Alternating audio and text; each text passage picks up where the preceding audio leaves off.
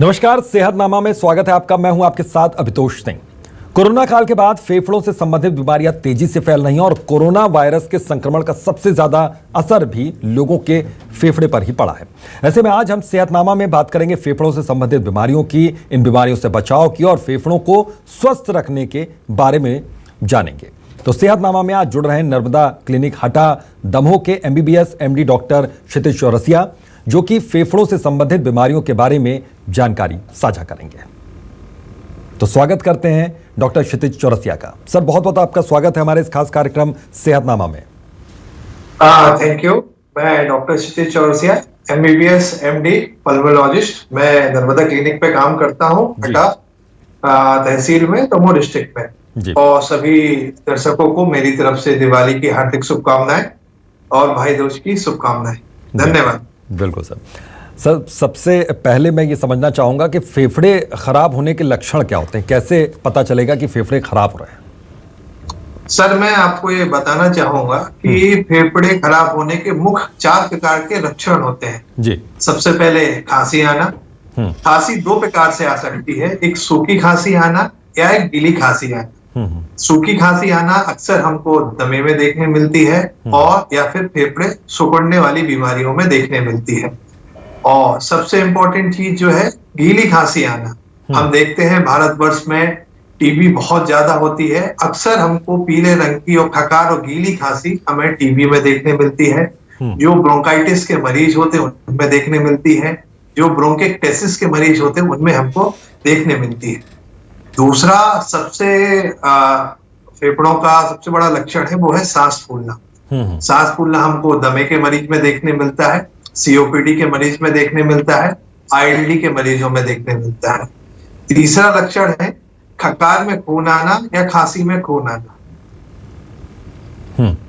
की बीमारी में देखने मिलता है, लंग कैंसर में देखने मिलता है और कुछ ऑटोइम्यून डिसीज लाइक वास्कुलाइटिस में भी हमको देखने मिलता है। और चौथा सिम्टम जो है वो छाती में दर्द होना। वो दर्द जो होता है हमको कभी कभार प्लूरल इफ्यूजन में देखने को मिलता है, जैसे कि हम देखते हैं कि छाती की झिल्ली में पानी आना या कभी छाती की झिल्ली में हवा आना। बिल्कुल सर, एक टर्म आपने अभी इस्तेमाल किया, मैं वो समझना चाहूंगा कि COPD क्या होता है, इसका बचाव क्या है? सर COPD का फुल फॉर्म होता है क्रोनिक ऑब्स्ट्रक्टिव पल्मोनरी डिसीज। ये बीमारी हमें अधिकतर जो बीड़ी और सिगरेट पीने वाले लोग होते हैं हमें उनको देखने को मिलती है। इसके मुख्य लक्षण ये होते हैं कि लोगों की सांस फूलना, खांसी में खकार आना और दम बनना। सबसे कॉमन सिम्टम हमको इसमें सांस फूलने को मिलता है। और जो व्यक्ति बीड़ी, सिगरेट, सिगार, हुक्का पीते हैं उनमें हमें कॉमनली देखने मिलता है। आजकल जो हमारी गृहस्थ महिला होती हैं जो कि चूल्हों पे खाना बनाती हैं, लकड़ी के चूल्हों पे, कोयलों के चूल्हों पे, उसके धुओं से भी हमको COPD देखने मिलता है। इसमें बेसिकली फेफड़े जो होते हैं वो फैल जाते हैं, जिसकी वजह से पेशेंट में ऑक्सीजन का प्रॉपर तरीके से परफ्यूजन नहीं हो पाता है, डिफ्यूजन नहीं हो पाता है। तो पेशेंट जो होता है प्रॉपर तरीके से ऑक्सीजन की कमी हो जाती है और वो सांस नहीं ले पाते हैं और पेशेंट का दम भरता है। तो स्मोकिंग जो लोग करते हैं, धूम्रपान जो लोग करते हैं, उसके साइड इफेक्ट के तौर पर अगर हम देखें तो क्या सिम्टम्स नजर आते हैं? सर, आजकल हम देख रहे हैं कि यंग एज में हम देखते हैं जो छोटे छोटे बच्चे होते हैं जो स्कूल जा रहे हैं, 9th 10th क्लास के बच्चे आजकल स्मोकिंग करते हैं। कोई सिगरेट पी रहा है, कोई बीड़ी पी रहा है। ये आजकल हम रेगुलर देख रहे हैं बच्चों में।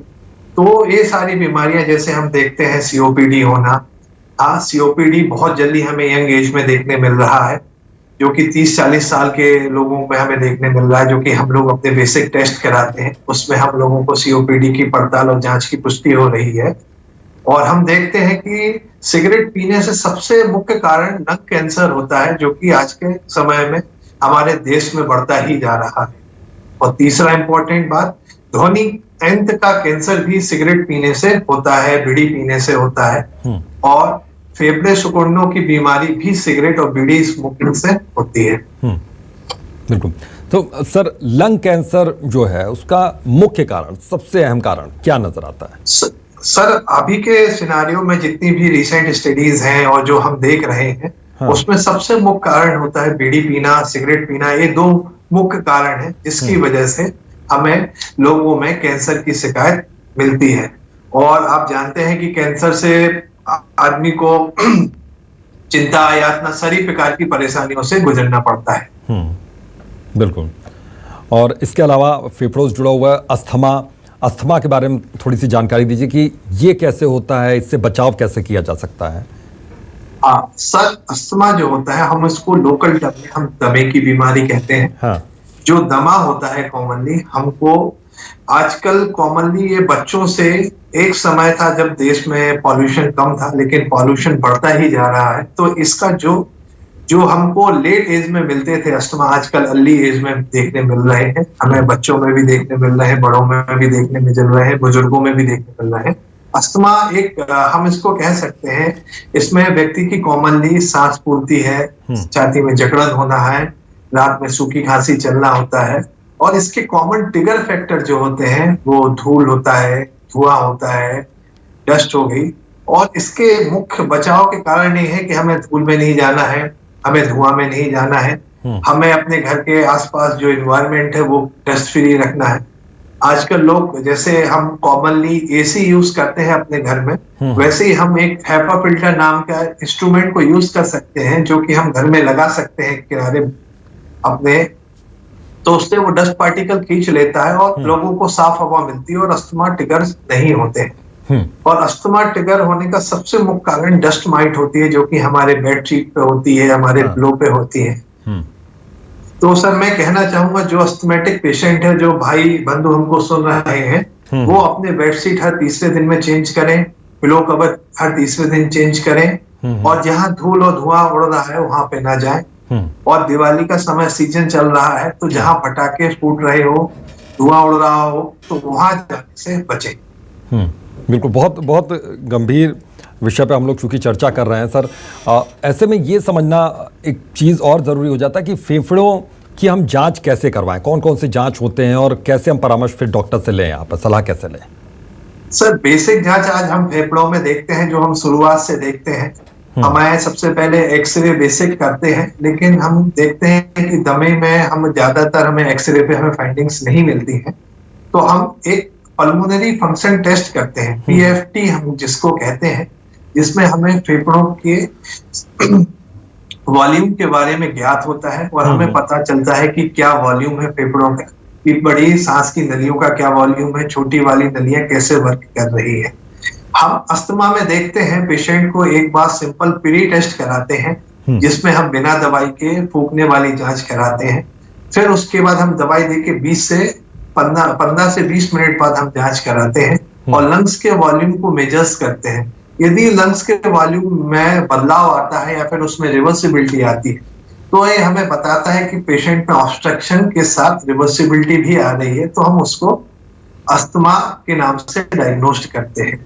और पीएफटी ही मुख्य चीज है जिससे हम पेशेंट को अस्थमा डायग्नोस्ट कर सकते हैं। और पेशेंट पे हम और बहुत सारे इन्वेस्टिगेशंस हैं, जैसे डीएलसी हो गया, ये सारी चीजें हम कर सकते हैं डायग्नोसिस के लिए। बिल्कुल। डॉक्टर साहब एक चीज़ और, क्योंकि कोविड के लोगों ने वैक्सीन भी लगवा ली, तो कोविड आ रहा है फिर जा रहा है, लेकिन अभी भी कोविड के सिम्टम्स कई लोगों में दिख जाते हैं, तो उसके बचाव के लिए क्या क्या अभी करें? हालांकि ये अभी वाली बात है। रिसेंट मैंने कल ही शायद न्यूज पे देखा था कि अबाउट 23,000 एक्टिव केस अभी भी इंडिया में। बिल्कुल सर। हाँ, तो इससे हम ये कह सकते हैं कि अभी कोविड गया नहीं है पूरी तरीके से। अभी मैंने हरिद्वार में देखा और कुरुक्षेत्र में देखा कि सूर्य ग्रहण के बाद इकट्ठा लोगों की भीड़ गई है, नहाने गई है। ये सबसे बड़ा रिस्क फैक्टर है कोविड फैलने का। यदि उसमें एक भी पेशेंट कोविड नॉन सिम्टोमेटिक है, वो उससे कई लोगों को कोविड हो सकता है। लेकिन कोविड बचाव के लिए सबसे जरूरी जो है वो है वैक्सीनेशन और अपनी पर्सनल हाइजीन, मास्क लगाना, भीड़ में नहीं जाना और हाथ को सैनिटाइज करना। अभी भी जो सरकार के नियम आदेश हैं, वो ही सबसे ऊपर है जिससे हम कोविड से बच सकते हैं। और वैक्सीन के आने से बहुत हमको फायदा मिला है, कोविशील्ड और कोवैक्सीन के आने से, कि पेशेंट में कोविड एसिम्टोमेटिक ज्यादा होता है, जो हमको अभी देखने मिलता है।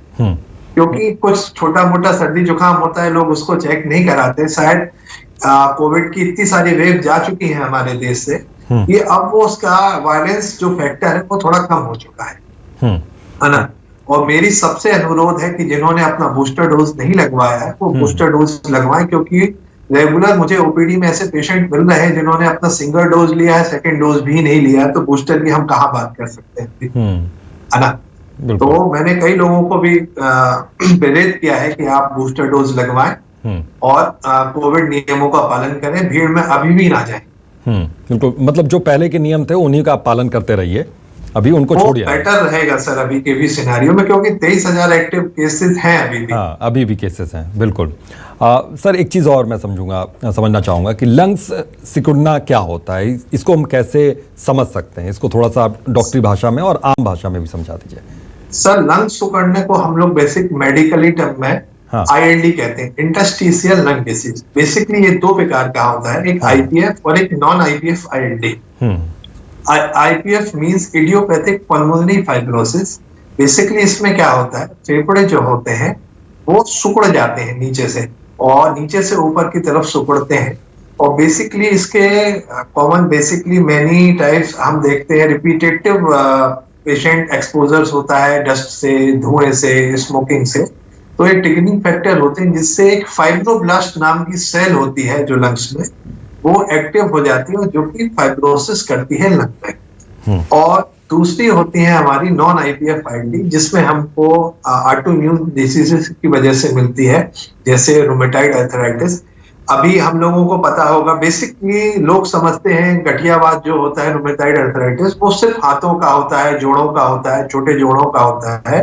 लेकिन रूमेटाइड आर्थराइटिस का इफेक्ट जो होता है वो छाती पे भी पड़ता है। रूमेटाइड आर्थराइटिस से भी छाती में फेफड़ों का सिकुड़ना होता है। और एक हम बीमारी के बारे में बताना चाहूंगा जिसको हम SLE कहते हैं, सिस्टमिक लूपस एरिथेमेटोसिस। इस बीमारी ये भी ऑटोइम्यून बीमारी है। लोग सोचते हैं कि इसमें भी स्किन में और जॉइंट्स में मैनिफेस्टेशंस होते हैं, लेकिन इसके इफेक्ट हमको लंग्स में भी देखने मिलते हैं। ऐसी कई सारी बीमारियां जैसे जॉगरन सिंड्रोम हो गया, एंक्लोजिंग स्पॉन्डिलाइटिस हो गया, ये सारे फेफड़ों को नॉन IPF ILD कराते हैं। और कुछ जैसे हम फैक्ट्रियों में काम करते हैं, जैसे एस्बेस्टोस की फैक्ट्री में काम करते हैं, तो एस्बेस्टोसिस वगैरह जो भी है एक प्रकार की ILD ही होती है सर। बिल्कुल। सर अगर इनकी जांच की बात करें तो हमारे प्रदेश में जांच के लिहाज से कौन कौन सी नई तकनीक जो है वो इंट्रोड्यूस हुई है, नई तकनीक जो आई है, जो काम पहले थोड़ा मुश्किल था अब आसान हुआ है, कौन कौन सी वो तकनीक? हाँ सर, जब से CT स्कैन का और HRCT नाम की जांच आई है हमारे प्रदेश में, तब से ILD का होना और लंग की दूसरी बीमारियों का होना और उनको पहचानने में बहुत हमको सहूलियत हो गई है। HRCT ने तो ILD का फेज ही बदल दिया है, जिससे हम पेशेंट में IPF ILD वगैरह में IPF में UIP पैटर्न में और NSIP पैटर्न में हम डिफरेंशिएट कर लेते हैं, जो कि हमको डायग्नोसिस बनाने में बहुत हेल्प करता है। सर अब हमारे प्रदेश में बेट्स नाम की भी जांच और प्रोसीजर्स होती हैं, जिससे हम लंग्स का बायोप्सी ले सकते हैं और टुकड़े की जांच भेज सकते हैं, जिससे हमें एक्यूरेट डायग्नोसिस बीमारी का पता चल जाता है। और सर हमारे प्रदेश में ब्रोंकोस्कोपी भी होने लगी है, बड़े बड़े शहरों में जैसे इंदौर, भोपाल, जबलपुर में ब्रोंकोस्कोपी की सारी सुविधाएं हैं। इन सुविधा आने से पेशेंट्स के लंग कैंसर का डायग्नोसिस और आपका क्या बोलते हैं निमोनिया किस प्रकार का हो रहा है, कौन सा कीटाणु इन्वॉल्व है, पता चल जाता है। टीबी जो खकार में टीबी का कीटाणु नहीं आ पा रहा है, तो वो हम ब्रोंकोस्कोपी की मदद से हम निकाल सकते हैं। थोड़ा सा मैं संक्षिप्त में बताना चाहूंगा ब्रोंकोस्कोपी क्या होता है। ब्रोंकोस्कोपी को हम साफ सरल भाषा में समझ सकते हैं, ये दूरबीन की जांच होती है जो कि फेफड़ों की होती है। इसमें हम पेशेंट्स के लंग्स के सेगमेंट्स में जाके आपका जो खकार होता है, बायोप्सी होती है, उसको हम ले लेते हैं, है ना। और एक रिसेंट जांच जो हमारे प्रदेश में इंदौर में हो रही है, उसको हम ईबस कहते हैं। ईबस जो होता है, जो हमारी छाती होती है, छाती के आजू बाजू लिम्फ नोड्स जो होती हैं, क्योंकि हमें जानते हैं कि कैंसर जो होता है खून और लिम्फ नोड के जरिए ही फैलता है, तो कैंसर का जल्दी से जल्दी पता लगाने के लिए हमें ईबस की मदद ले सकते हैं।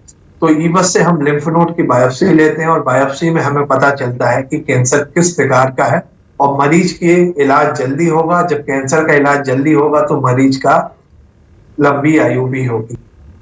जी, बिल्कुल, तो ये मुश्किल यहाँ पर आती है। तो फेफड़ों से संबंधित बीमारियाँ यहाँ पर लगातार डॉक्टर बता रहे हैं कि किस तरह से ये बीमारियाँ हैं जिनके लक्षण को पहचाना जा सकता है और फिर कैसे इन बीमारियों से बचा जा सकता है। क्या टेस्ट होते हैं जो टेस्ट आप करवा सकते हैं और उन टेस्ट के बाद आप यहाँ पर पहचान कर सकते हैं कि आपको वाकई कोई बीमारी है फेफड़ों से जुड़ी या फिर नहीं। सर बेसिकली हम बेसिक टेस्ट रन कर सकते हैं, जैसे एक्सरे हो गया, पीएफटी हो गया। यदि इसमें भी हम थोड़ा डायग्नोसिस हमारा क्लियर नहीं है तो हम सिटी स्कैन की तरफ जा सकते हैं। एचआरसीटी में हमने देखा है कि कोविड युग में एचआरसीटी का क्या रोल रहा है लोगों की जान बचाने में, कि लोगों के रिपोर्ट्स पॉजिटिव नहीं है लेकिन सिटी स्कैन में हमें निमोनिया दिख रहा है। उस बेसिस पर डॉक्टर्स ने क्लिनिकली रेडियोलॉजिकली डायग्नोसिस बनाया और कोविड को ट्रीट किया। तो उससे कई मरीजों की जान बची है। ब्रोंकोस्कोपी भी कर सकते हैं हम, लंग कैंसर्स में हो गया, सर्कोइडोसिस में हो गया, सारे चीज कई सारे लंग्स की बीमारियों में हम टेस्ट का यूज कर सकते हैं। बिल्कुल सर, अब टीबी के बारे में थोड़ा समझना चाहूंगा कि इसके लक्षण क्या होते हैं, कैसे बचाव हो सकते हैं और इसको लेकर सरकार की क्या योजनाएं हैं, कैसे टीबी के मरीजों को मदद पहुंचाई जाए। सर टीबी एक चिंता का विषय है हमारे प्रदेश में और सबसे बड़ी बात है टीबी के 4 मुख्य लक्षण होते हैं। रात शाम से बुखार आना, रात में पसीना आना, खांसी चलना, खांसी में खकार आना, बलगम आना, पीले रंग का बलगम आना, भूख न लगना और वजन घटना। ये मुख्य कारण है जो कि सिम्टम्स है जो कि हमें टीबी के पेशेंट में देखने मिलते हैं। और टीबी के बारे में सरकार ने बहुत अच्छे कदम उठाए हैं। माननीय प्रधानमंत्री मोदी जी ने 2025 में टीबी को एलिमिनेट करने का संकल्प लिया है और उसी संकल्प की राह में हम लोग भी बढ़ रहे हैं। उसमें सरकार ने NTEP नाम का प्रोग्राम चालू किया है जो कि पहले RNTCP था। वो तो नेशनल ट्यूबरकुलोसिस एलिमिनेशन प्रोग्राम, इसके तहत हमको 2025 तक टीबी को एलिमिनेट करना है। इसमें सरकार मरीजों को आपके टीबी की दवाई मुफ्त में देती है जिसको हम डॉट्स कहते हैं। और आजकल सरकार ने डॉट्स 99 नाम की दवा लॉन्च की है। इसमें क्या होता है कि टीबी का जो पत्ता होता है दवाइयों का, उसमें एक टोल फ्री नंबर होता है जिसपे आप कॉल करेंगे तो उससे मॉनिटरिंग होती रहेगी कि पेशेंट ने दवाई ली है कि नहीं ली है। और सबसे अच्छी बात यह है कि एक निश्चय आईडी पेशेंट की जो सरकार बनती है टीबी के व्यक्ति का, जिसमें एक पेशेंट की प्रॉपर मॉनिटरिंग होती रहती है, डॉक्टर मॉनिटर करते रहते हैं और जो डॉट्स प्रोवाइडर होते हैं वो मॉनिटर करते रहते हैं जी। सरकार ने एक निश्चय पोषण योजना चालू की है और इसमें मरीज को उसके खाने पीने के लिए, टीबी के मरीज को हर महीने 6 महीने तक जब उसका इलाज चलेगा तो हर महीने 500 रुपए उसको दिए जाएंगे। और जो व्यक्ति उसको 6 महीने तक दवाई खिलाएगा उसको सरकार 1000 रुपए देगी। और जो सरकार दवाइयां दे रही है वो फ्री में दे रही है। और सबसे महत्वपूर्ण बात यह है जो खकार की जांच होती है जिसको हम स्पुटम AFB कहते हैं और स्पुटम CB नाट, ये सरकार मुफ्त में कर रही है नेशनल ट्यूबरकुलोसिस एलिमिनेशन प्रोग्राम के तहत। क्योंकि यदि ये बाहर जांच कराने जाए तो 5000 या 6000 करीब पड़ेगी जो कि सरकार व्यक्ति को मुफ्त में करा रही है। बिल्कुल सर, मैं ये समझना चाहूँगा कि टीबी के कितने प्रकार होते हैं और इनका किस तरीके से इलाज किया जा सकता है कि टीबी के बारे में लोगों को जानकारी कैसे मिले। सर टीबी 2 प्रकार की होती है। एक हम कहते हैं पल्मोनरी ट्यूबरकुलोसिस जिसको हम कहते हैं फेफड़ों की टीबी, और एक कहते हैं एक्स्ट्रा पल्मोनरी ट्यूबरकुलोसिस जो फेफड़ों के बाहर होती है। जैसे वो फेफड़ों की झिल्ली में हो गई, आंतों की टीबी हो गई, हड्डी की टीबी हो गई। अब जो फेफड़े की टीबी है वो तो हम खकार की सैंपल लेके ले सकते हैं, ब्रोंकोस्कोपी की मदद से ले सकते हैं और CB नाट खकार का करके पता कर सकते हैं। लेकिन जो एक्स्ट्रा पल्मोनरी ट्यूबरकुलोसिस होता है उसके डायग्नोसिस में थोड़ा सा डिफिकल्टी जाता है। जैसे प्लूरल एफ्यूजन हो गया, छाती की झिल्ली में पानी आ गया, तो उसमें CB नाट वगैरह की सेंसिटिविटी जो होती है वो 40 से 45% होती है। तो हम जो प्लूरल फ्लूइड होता है तो उसकी हम रूटीन माइक्रोस्कोपी कराते हैं फ्लूइड की, हम तो उससे हम पता कर सकते हैं उसमें ADA होता है, उससे पता करते हैं। और क्लिनिकली जो हम डायग्नोसिस बनाते हैं तो उससे हम एक्स्ट्रा पल्मोनरी टीबी जो कि छाती की झिल्ली में पानी भरता है, और हम हड्डी की टीबी में जो टीबियां होती हैं उसके बारे में हम पता कर सकते हैं। उस हिस्से की बायोप्सी लेके उसका हम सीबी नाट करा सकते हैं और उसकी हिस्टोपैथोलॉजी करा के हम पता करते हैं कि पेशेंट को टीबी है कि नहीं।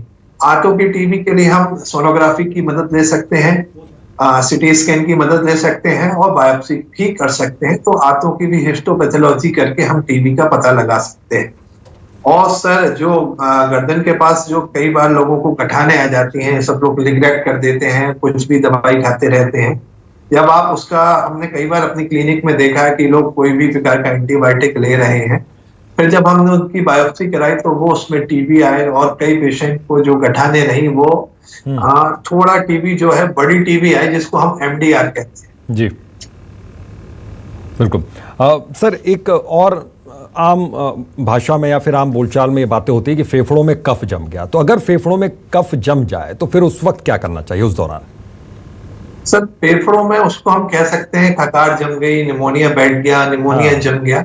उसके लिए बेसिकली पेशेंट्स को जो होता है वो बैक्टीरिया के इन्फेक्शन से भी हो सकता है, वायरस के इन्फेक्शन से भी हो सकता है, जो कि हम देखते थे कि कोविड में लोगों के फेफड़ों में एकदम सफेदी हो जाती थी, वो हो जाता था। इसके लिए हम लोग बेसिकली पेशेंट्स को नेबुलाइजेशन भाप देते हैं, जैसे अम्ब्रोक्सिल जो ड्रग होता है उसकी भाप दे सकते हैं, एसिटाइलसिस्टीन जो हो सकता है उसकी भाप दे सकते हैं, डोर्नियल सल्फा ड्रग की भाप दे सकते हैं और पेशेंट की हम चेस्ट फिजियोथेरेपी कर सकते हैं, जिससे पेशेंट की जो खकार जमी हो और कफ जमा हो निकल सकता है।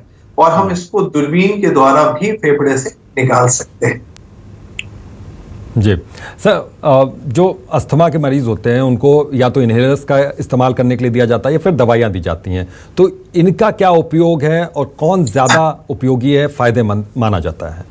सर अब मैं आपको बताना चाहूँगा कि हमारे देश में अस्थमा के लिए जो भी विश्व इंटरनेशनल गाइडलाइंस है वो सारी के सारी हमको इनहेलर्स यूज करने के लिए ही बोलती है, क्योंकि इनहेलर्स वो सही तरीके से लेने से अस्थमा वेल कंट्रोल्ड होता है और दवाइयों के साइड इफेक्ट बहुत कम होते हैं, ना के बराबर साइड इफेक्ट होता है।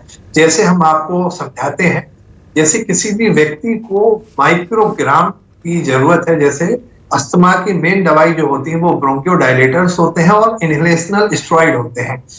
जैसे हम इनहेलेशनल स्टेरॉइड में देखते हैं, जैसे सिंपल एग्जांपल लेते हैं, एक बुडोसिनाइड नाम का एक एग्जांपल लेते हैं। बुडोसिनाइड नाम का स्टेरॉइड होता है इनहेलेशनल, जिसका हमको डोज 200 माइक्रोग्राम देना है पेशेंट को, है ना।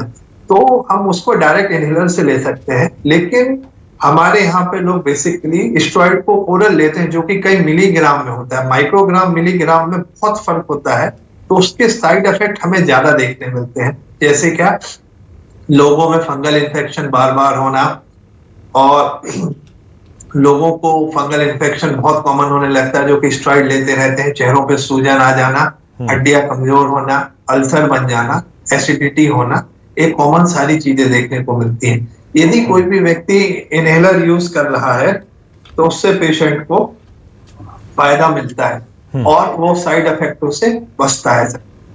बिल्कुल।